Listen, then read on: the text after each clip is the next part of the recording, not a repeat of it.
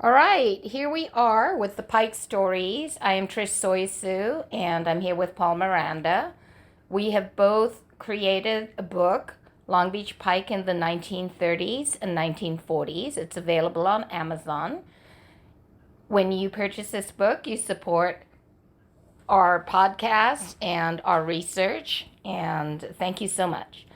Paul today is sharing with us some memories of the Municipal Auditorium. Specifically, the Municipal Auditorium in the 1930s when he was a boy. 36, 35.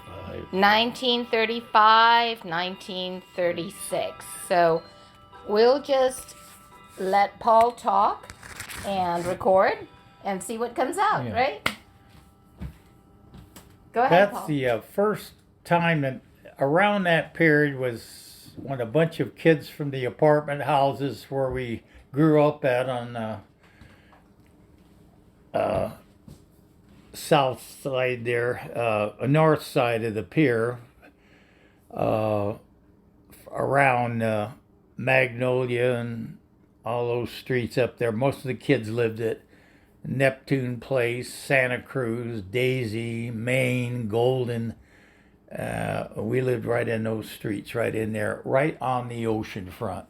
Nice. And we decided we'd take off. There must have been about 6 or 7 of the kids that kind of hang together, buddies, you know.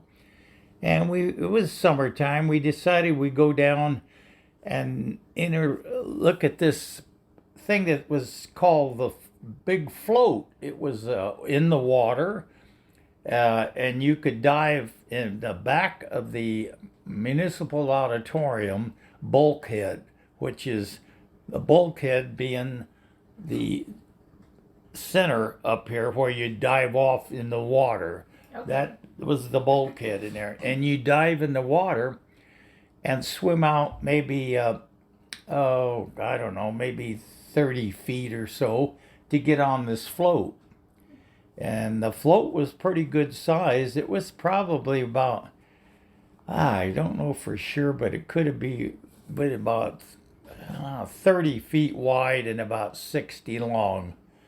And it had ladders that when you dive in the water, you get on the ladders and crawl up and get on the float. And we get up there, and the guys would start pushing each other in the water. We'd be just playing games, just kid stuff.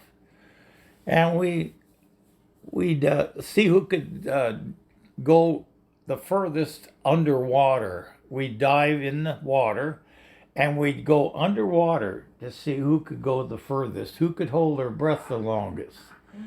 And there's little things that we would do. And then another thing that I can remember, just a few feet from it, was another float that had boat rentals.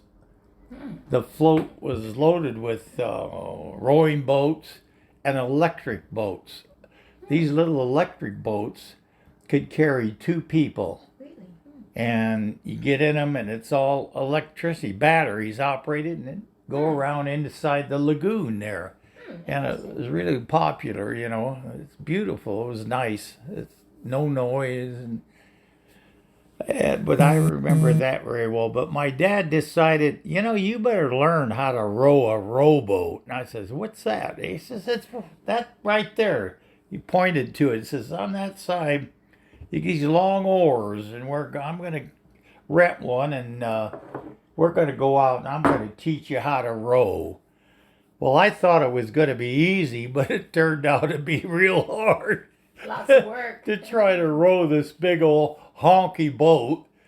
My dad would grab one side, and I'd got the other, and their oars were huge. They stuck out in the water quite a ways. And we try to do in unison, both pull at the same time, but it never worked out that way. The boat was going crazy. But that's how I learned how to row one of those things. I got pretty good. My dad stayed with it, and he loved to go down there and swim and do the things.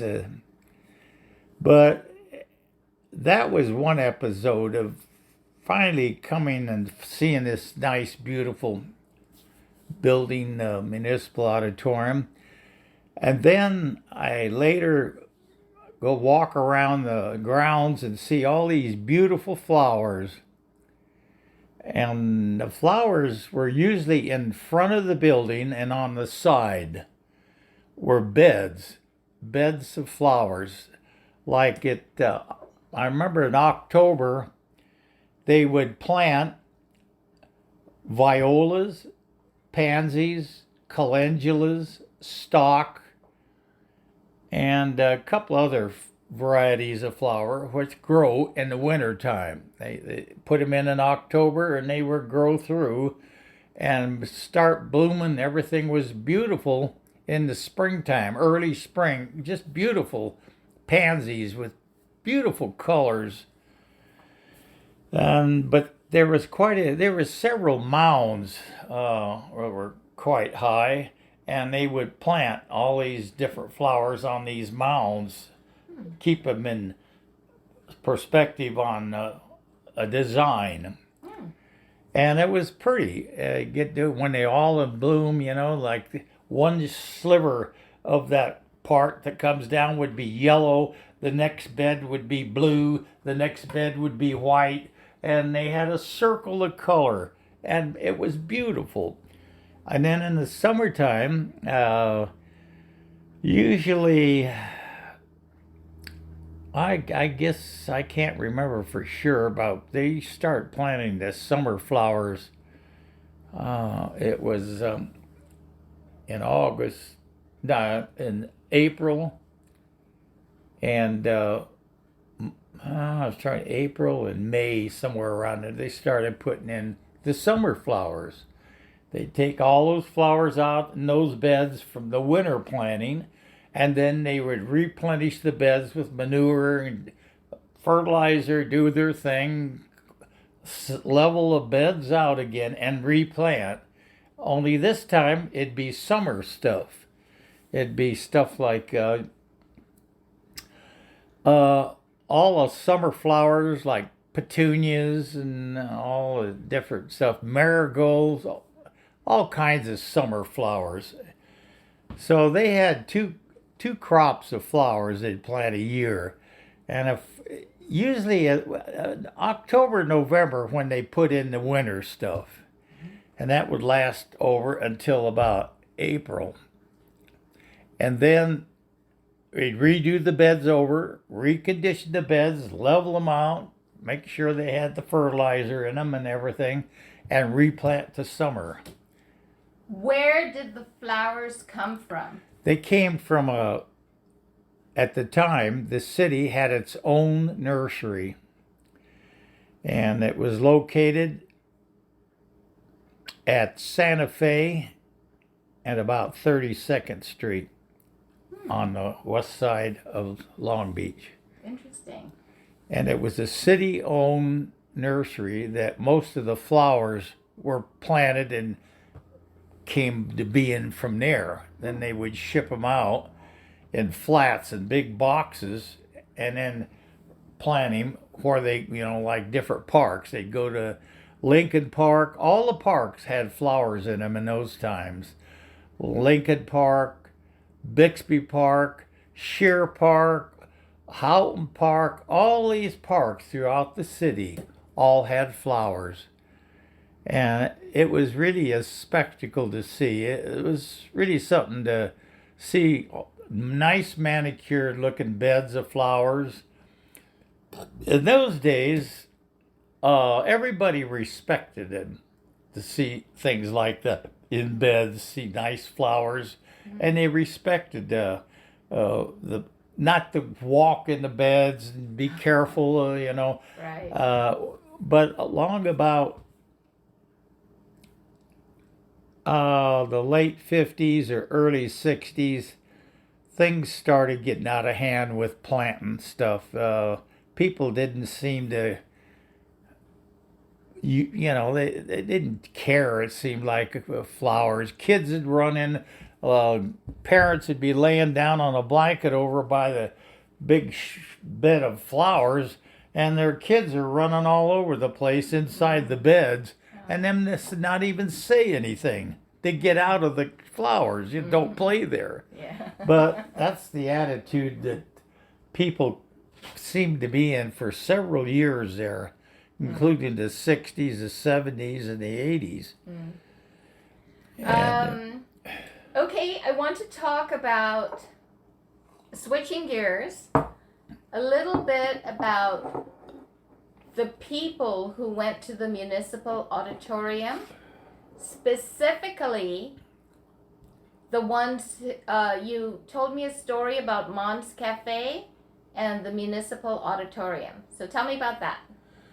well, my dad managed the Mon's Cafe in the late 30s, and a lot of people from the Municipal Auditorium would eat up at my dad's place.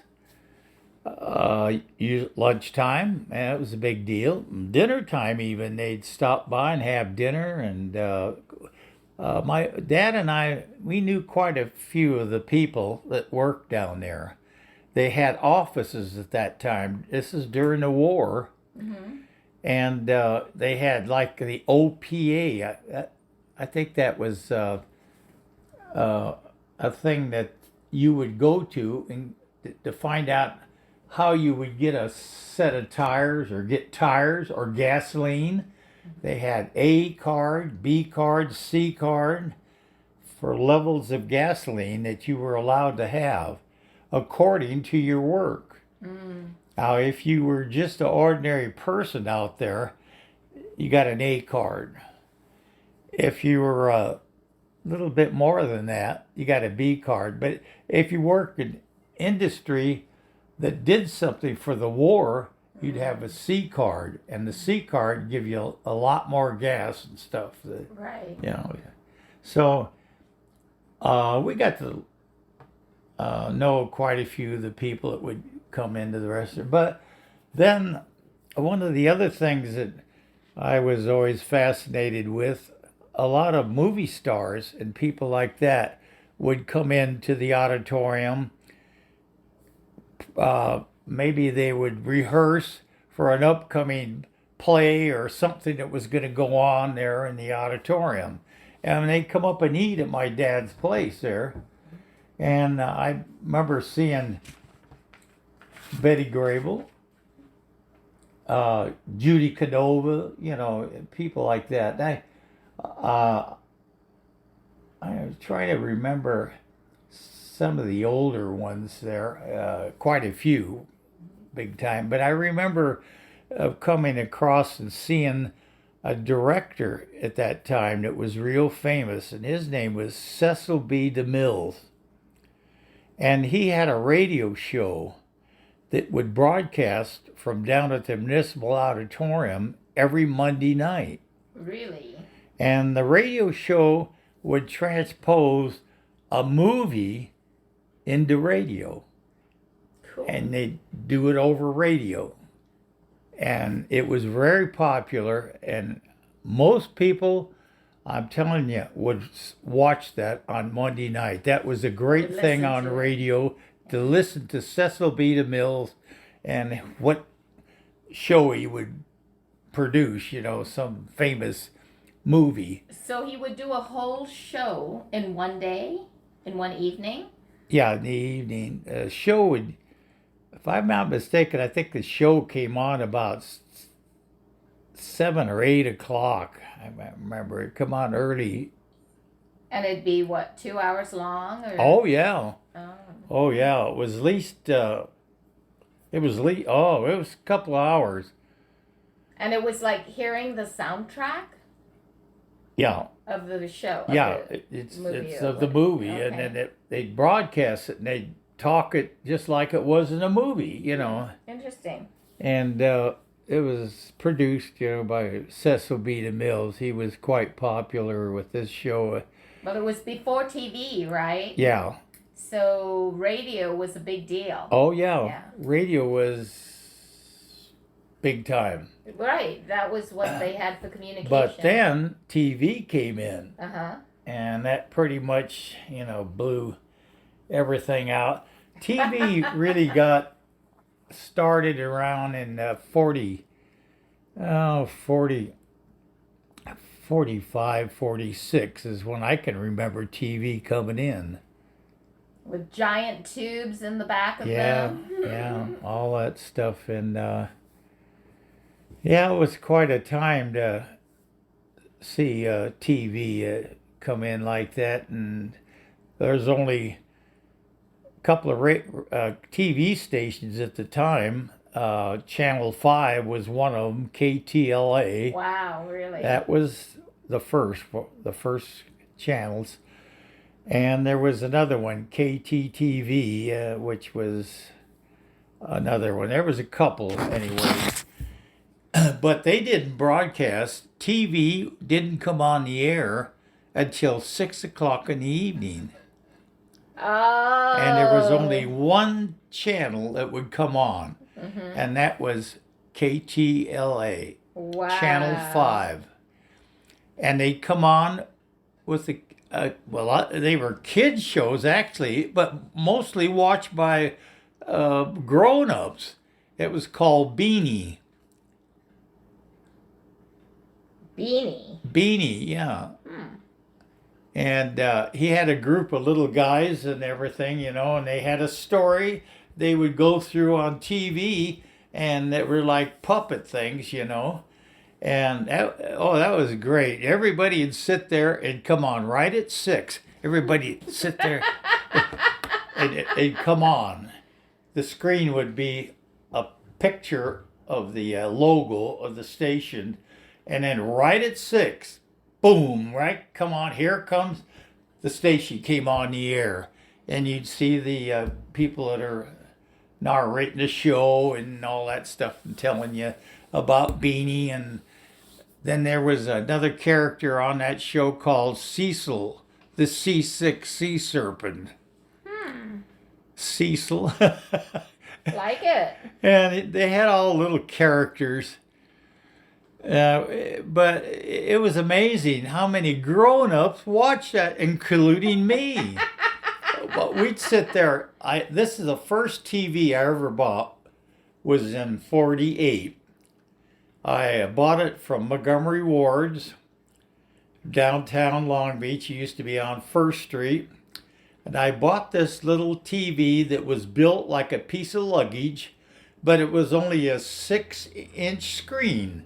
But the luggage had a handle and like a piece of luggage. You could pick it up by the handle and walk it around. How big was the screen? Suitcase? Was 6-inch screen, but the thing was pretty good size. Yeah. But the screen was just small. We used to get a a bubble thing. They used to call it. It'd magnify the size of the picture. So you would put this in front of the picture and it'd come up another half the size it already was. But it was big time, Yeah. But, working really hard to see this tiny screen. Yeah, but the station I think it's probably a lens of some sort, right? Yeah. A lens. But it was absolutely great. The first TV that came in was I can remember when Channel 4 first came in. I think they had I can't think of Jack Benny. Oh, Jack I think Benny. Jack Benny introduced the first show on Channel 4. And just maybe a couple of months, here's another channel that come on. And then they used to have this one channel that would come on at night, 10 o'clock at night. And I can't even remember the name, but what they did, they had this guy, Ben Grauer, was the narrator of this. And he would go to different places in the city, all over the basin of L.A. And they would go into maybe some outfit that's making food and stuff preparation for airlines. And they'd go into the back and they'd show you how they did it. And or they next time it'd be some other place. It was marvelous. And the thing would stay on till sometimes 1 o'clock in the night. Just doing that sort of thing. Yeah, just taking you to different places once a week.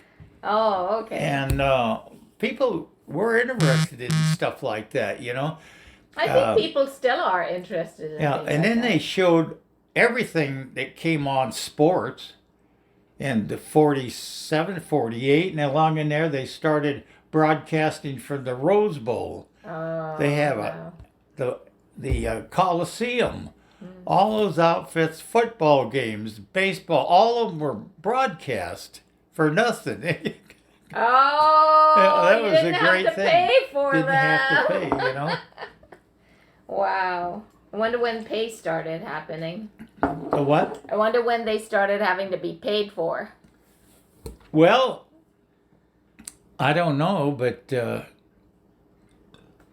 I can remember setting up my first TV. This one I'm telling you about. It was called Airways, and it was made by Montgomery Ward, Their own brand. one of their brands. And I remember my wife and I, we just got married that year before, 47 in September. We just got married, and we moved into this little apartment in February of 48.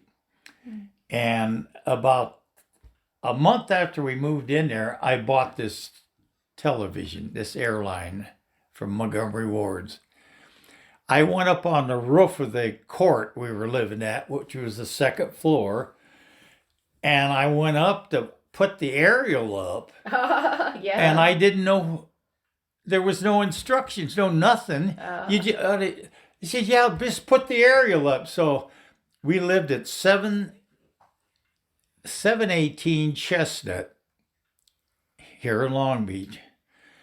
And my wife was in the, we were on the second floor, and she was in the apartment, and I was up on the roof, and I'm trying to get this thing straight. And for some dumb reason, I thought the station was hooked up with the Avalon. Oh.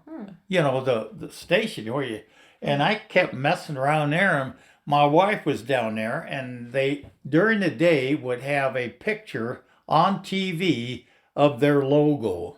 Oh. They'd have that, nothing on it, just their So picture, you could, you know? if you wanted, you could try to Yeah, they could fix your tone reception. into everything. Yeah, okay. So I went up there, and my wife was down in the apartment, and she had the end of the aerial wire, and she's hooked it up on the TV and everything, and I'm up there turning the TV this way, and I said, "Is it in yet?" There, no, there's nothing on it, just all wiggly stuff. There's no Can you picture, see no it nothing. yet? I'd move it a little bit, nothing.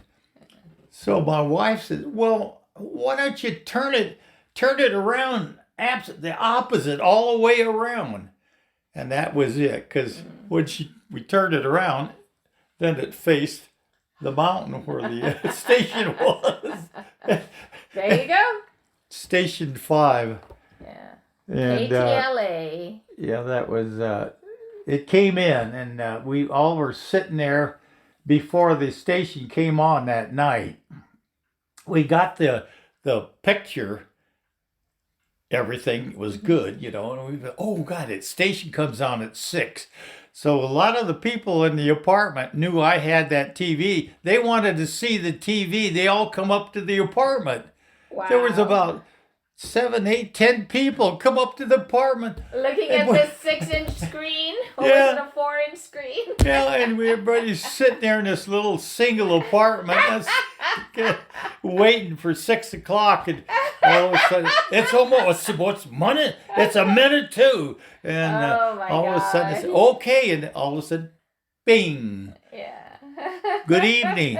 This is Channel 5, KTLA, Los Angeles. And we are going to start out our programming with Beanie and the C6 Sea Serpent. Nice. And after that, they give you the programming for the night. And then after that, you had Kukla, Fran, and Ollie. That was another puppet show.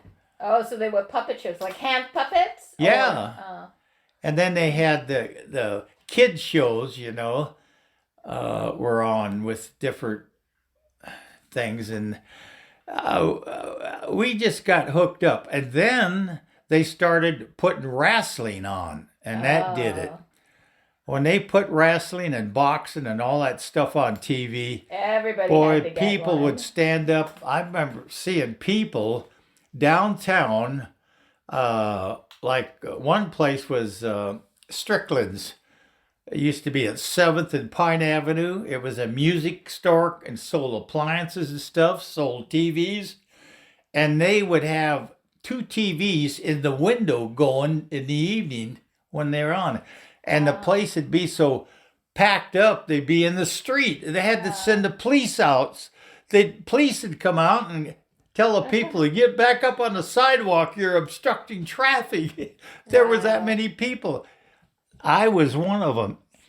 And we lived just a few blocks from Strickland, just off of 7th. I lived at 7th and Chestnut. I just had to walk across Pacific Avenue there and get to Pine. And right there at Pine and 7th was Strickland's. So I'd be there, and there'd be people watching wrestling, and it's colder than hell. And we're standing there watching Togo and Lord Blears and all these dumb wrestlers, Well, like, around what year would this have been? Huh? Around what year would that have been? Oh, that was 48. Around 48. 48, 49, So that's 50. after the war ended. Oh, yeah. That was, I was trying to think, yeah, that's about then, about 48, 49. That's when those wrestling and boxing would come on at night. God, it was, and then to go to places to cover a TV story that was happening right then. Like they'd say, we're butting into this show. There's been a cave-in and a person trapped, and we're going to show you what is going on. Boom, and they'd go to where it was, anywhere in the city. And people would say, hey, Kathy Fiskus is a little girl that was playing in her backyard. She fell in a pipe, abandoned pipe that was used by, I guess, oil well companies.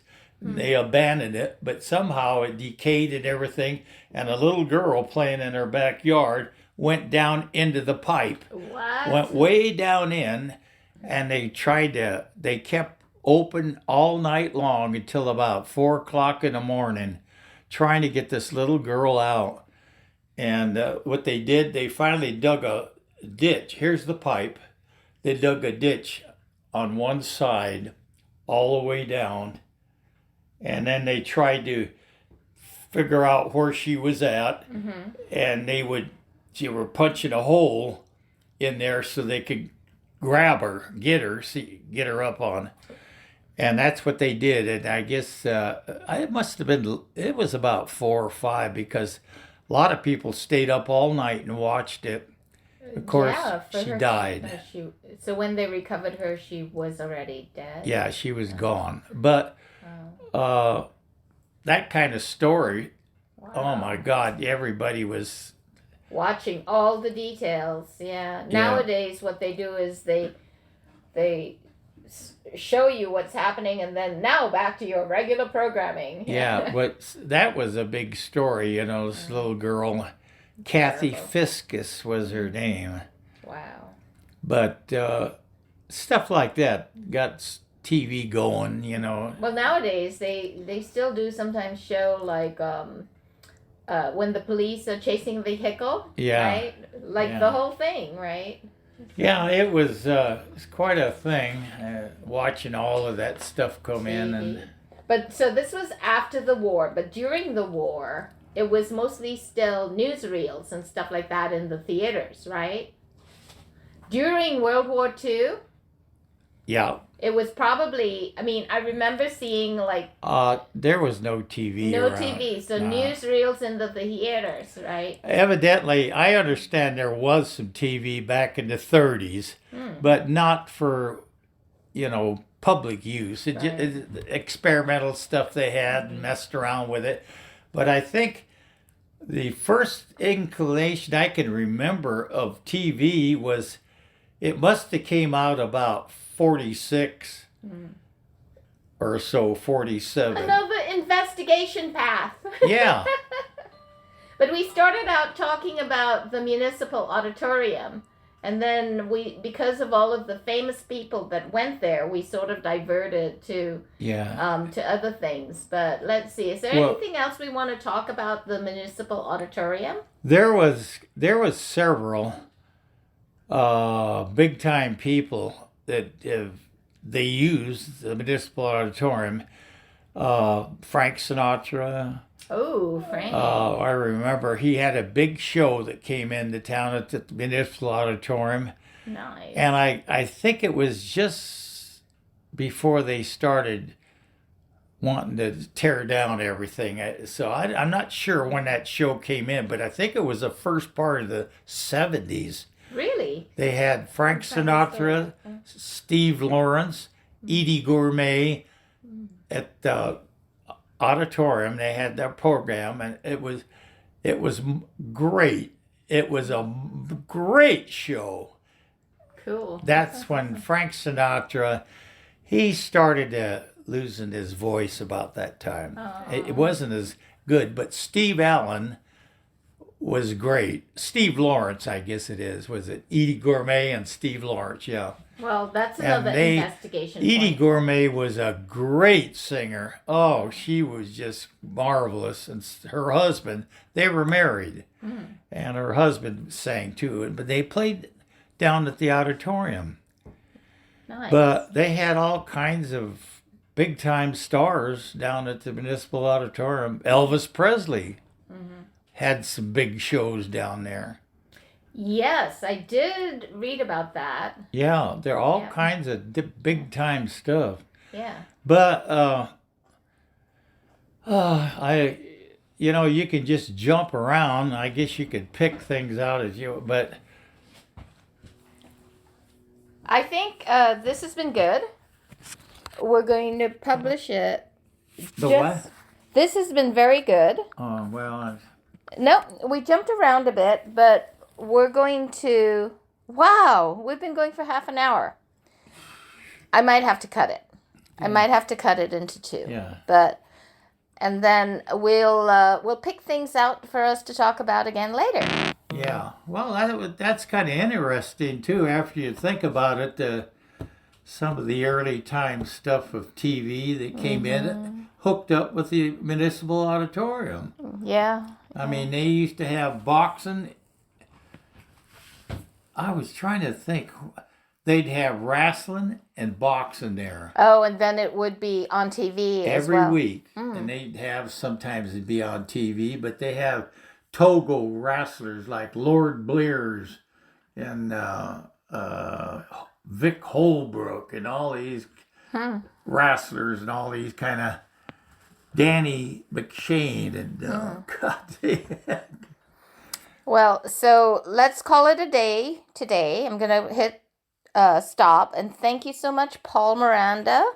This is Paul Miranda and Trish Soisu saying until next week. Thanks a lot for listening.